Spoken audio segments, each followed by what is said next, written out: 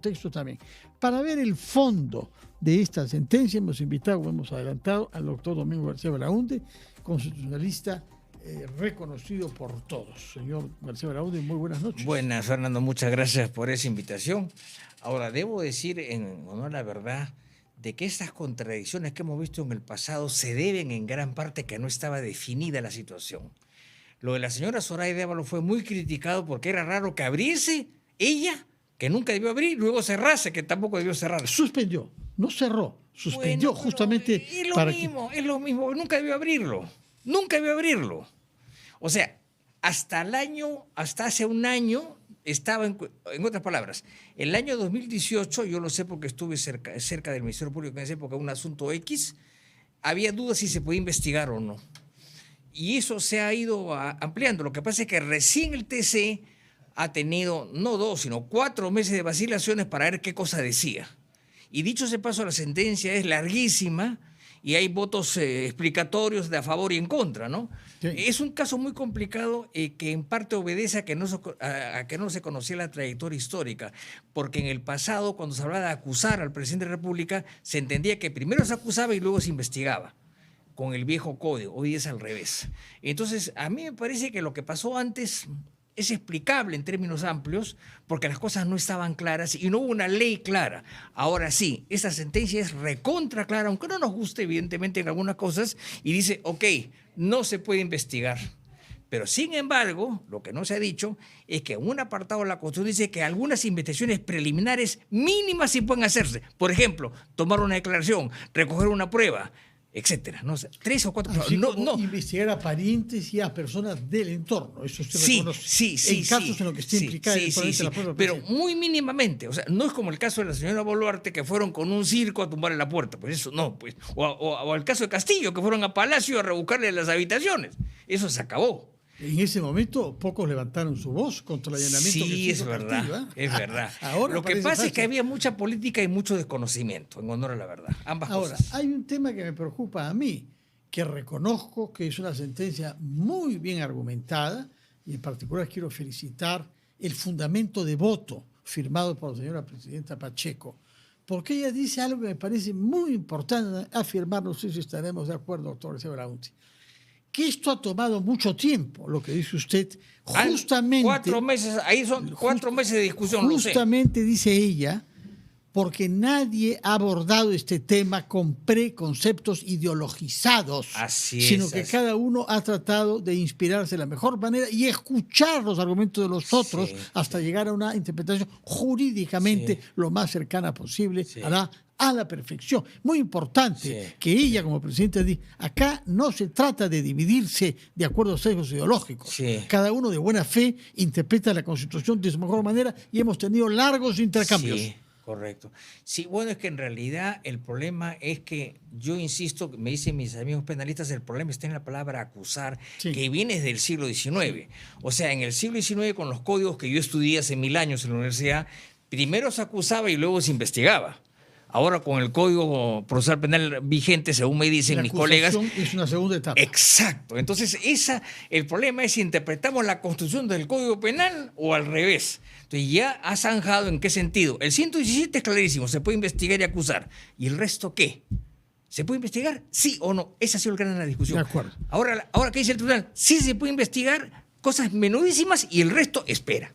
Muy bien. Ahora, hay un punto delicado que lo cita esta sentencia y que tiene que ver con un debate que usted ha mencionado alguna vez que hubo cuando se redactaba la Constitución del año 93.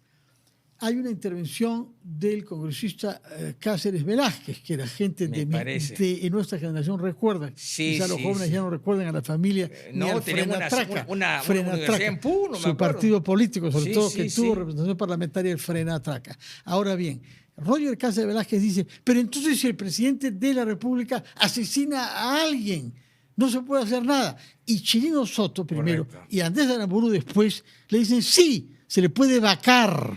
Exacto. Es decir, que usted cierra por una parte el tema de la investigación, pero abre la caja de Pandora de la vacancia presidencial, porque es mucho más arbitraria y mucho más política. Pero es una caja de Pandora entre comillas, ¿sabes? Porque se ha usado muy pocas veces en el Perú, número uno.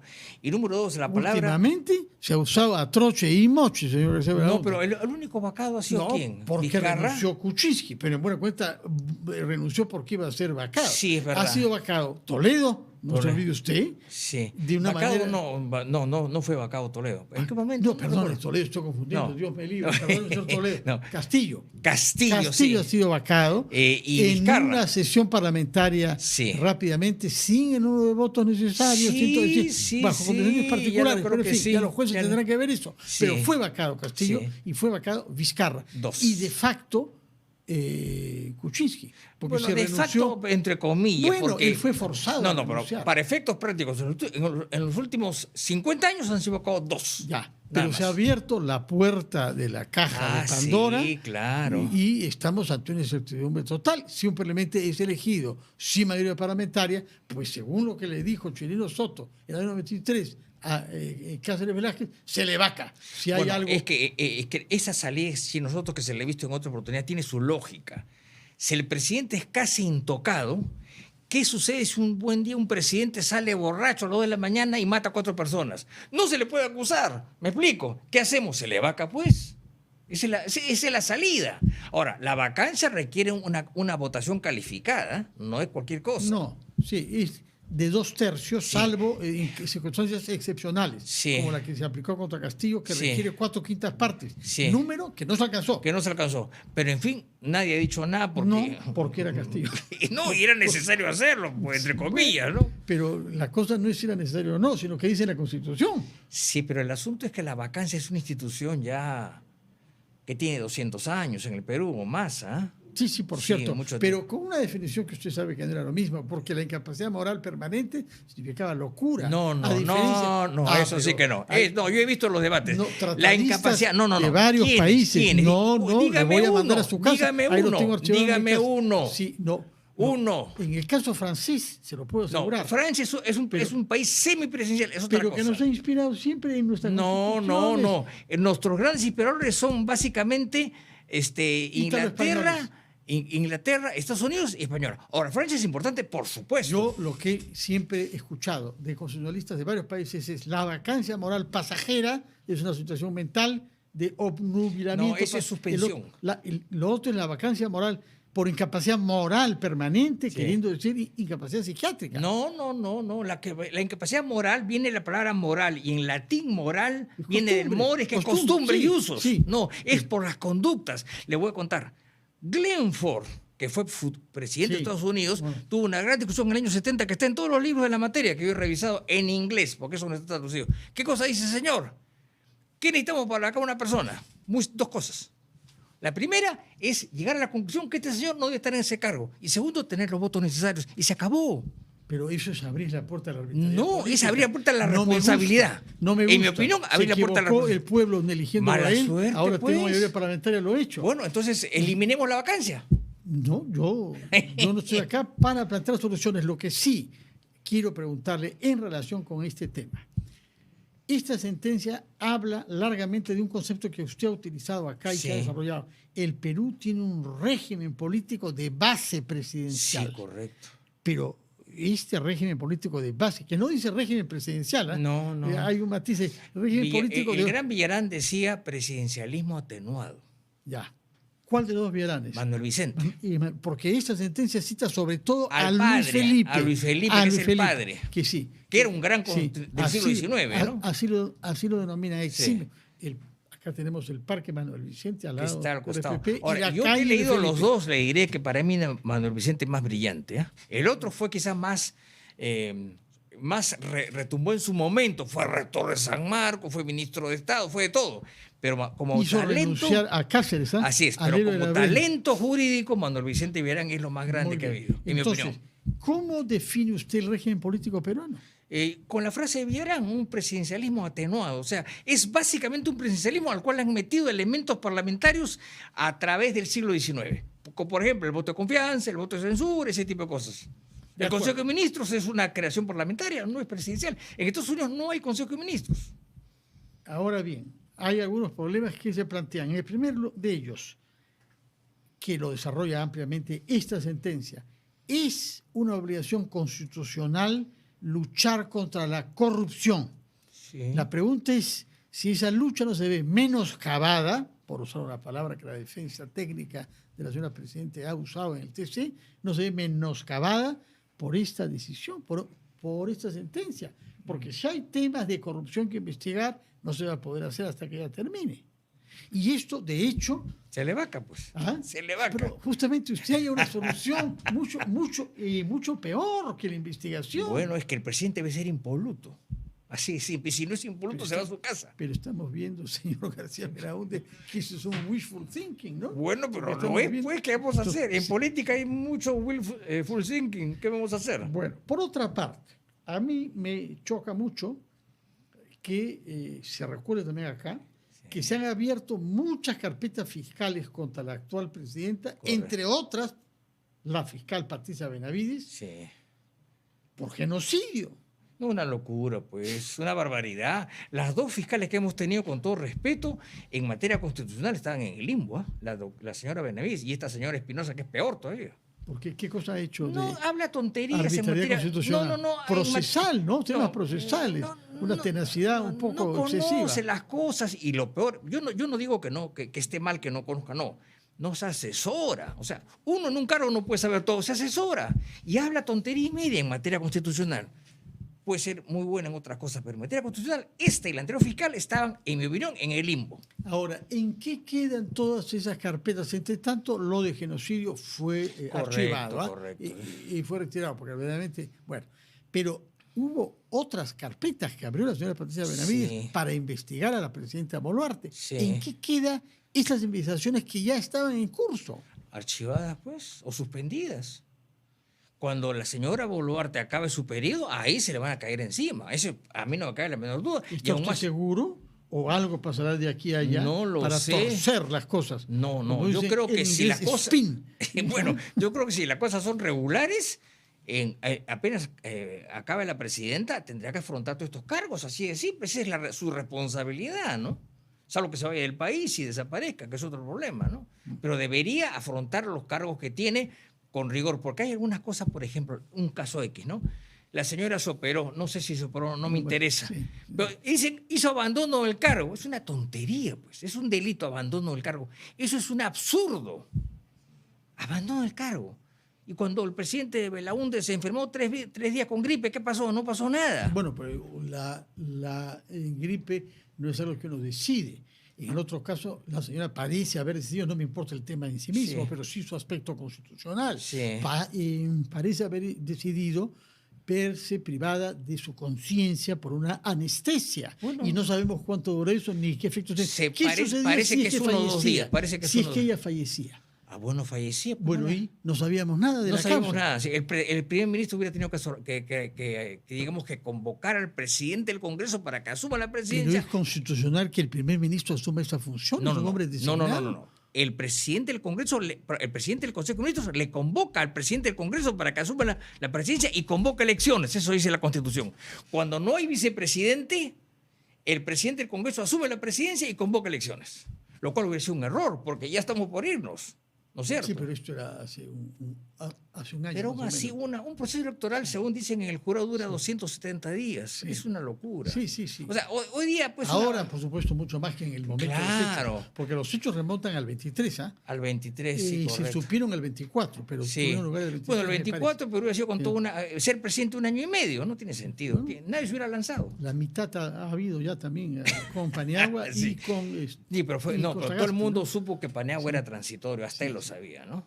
Bueno, entonces lo que ha leído usted de esta sentencia le parece que pone fin al debate. Sí, yo creo que en adelante sí. No se podrá investigar, sino a personas vinculadas con la presidencia. Y pequeño, lo dice, hay un artículo, que creo que es el 136, Fundamento 136, que dice se pueden sacar fotocopias, un interrogante, qué sé yo, 4 o 5 cosas. Creo que es el 136 en la cual especifica lo que se puede hacer. Pero que es menudo, ¿no? Es menudo. De acuerdo. En todo caso, usted está grosso modo de acuerdo, porque claro, además cree en la vacancia. Sí, yo creo en la vacancia, por supuesto, y creo en que ha hecho bien el Tribunal Constitucional. Es una buena sentencia. De acuerdo. Hasta donde yo he podido apreciarla, ¿no? ¿Qué va a pasar con las investigaciones que se hicieron a Pedro Castillo. Bueno, se archivan, pues. Bueno, el problema es que Pedro Castillo ya no, ya está procesado, que es distinto. Sí, ya está procesado. Pero se iniciaron parte de los procesos que están ahora en curso judicial cuando él era presidente. No importa, porque esta sentencia no es retroactiva. No es retroactiva. Si lo dice la misma sentencia, el Código Procesal Constitucional dice que las sentencias que recaen en este tipo de procesos no son retroactivas. O sea, aplican de aquí para adelante. Bueno, leo el acápite del 136. Correcto, correcto. En ese orden de ideas y a la luz de la interpretación constitucional desarrollada, este tribunal considera necesario establecer las siguientes pautas de competencia institucional con efecto a partir de la presente sentencia. Correcto. Que procuran armonizar las prerrogativas funcionales previstas en favor del presidente de la República en la Constitución Política con el interés público en la investigación y persecución del delito a cargo del Ministerio Público y la impartición de justicia por el Poder Judicial. Ante una noticia criminis referida al titular de la Presidencia de la República por presuntos delitos en el ejercicio de funciones, la Fiscalía podrá disponer y efectuar los siguientes actos de investigación. Ahí está. Primero, toma de declaración del titular de la Presidencia de la República en ejercicio, incluyendo el reconocimiento de documentos, personas, votos y objetos. Correcto. O sea, sí se puede. Bueno, pero lo mínimo. No hay pues prisión preventiva, ni hay violación de domicilio, ¿no? Segundo, realización de pedidos de información. Correcto. Tercero, solicitar la entrega de prueba documental. Correcto, está bien, son cosas menudas. Y luego dice, en ningún caso se podrá disponer actos de investigación que no respeten la dignidad del cargo, el ejercicio efectivo de la autoridad estatal y que sean limitativos de los derechos fundamentales del titular de la Presidencia de la República. La toma de declaración del mandatario deberá realizarse en el recinto de Palacio de Gobierno por única vez o máximo 2 veces. Sí, está bien. Máximo 2 veces, dice, ¿no? Con indicación previa al presidente de la República del día y la hora, y podrá contar con la asistencia de un abogado defensor. O sea, investigaciones preliminares sin mayor consecuencia. No hay, pues, porque la investigación preliminar antes incluía entrar al domicilio, correcto, como fue el caso de la señora Boluarte, que rompieron la puerta con cámaras de televisión, ¿usted se acuerda? Muy bien. Que fue un circo en realidad eso, ¿no? Fue un circo, ¿no? Entonces, esto es una cosa preliminar. ¿Por qué circo si se presumía? No, pero es que se presumía que habían pruebas importantes de una investigación que en ese momento se creía en curso y que no abrió la puerta. Las investigaciones penales son reservadas. Ahí había gente con televisión mirando fuera. Nunca han debido ser eso. Son reservadas. Yo no sé quién. No, está en el código, está en el código. Yo no sé quién miraba con televisión. Lo que hay es lo hemos mirado todos. Celulares, los vecinos. Nada se puede hacer hoy en día sin que haya alguien que tome un video. Sí, pero eso no debe ser, pues. La gente lo hicieron a las 3 de la mañana, han podido ver quién miraba esos son departamentos que se ven fácilmente. Si en mi edificio hay alguien que está tomando fotos, me doy cuenta. No, eso no. Bueno, eso fue un show, fue un circo en realidad. La palabra circo no es muy jurídica, me parece. Ya tiene una cierta carga. Pero es circense. Pan y circo, decían los romanos, ¿no? Bueno, en todo caso, defínanos una vez más en qué consiste este presidencialismo atenuado, que es la manera tomada de Manuel Vicente Villarán, con la que usted define el régimen constitucional de la política en el Perú. Es el régimen presidencial tomado de los Estados Unidos, ¿no es cierto?, que a partir del año 1856 se empieza a matizar. Se introduce el voto de censura, se introduce el voto de confianza, se crea el Consejo de Ministros, y así sucesivamente. Por ejemplo, la disolución del Congreso es un elemento parlamentario, no es presidencial.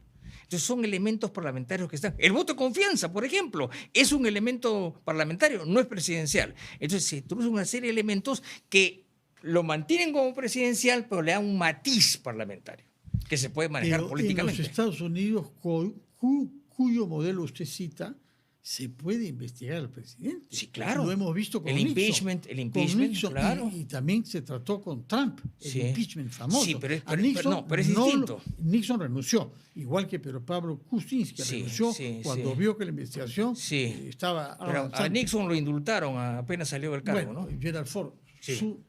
Gerald Ford, correcto. No, pero me refiero, el modelo es básicamente el mismo. Lo que pasa es que tenemos matices parlamentarios que no hay en Estados Unidos.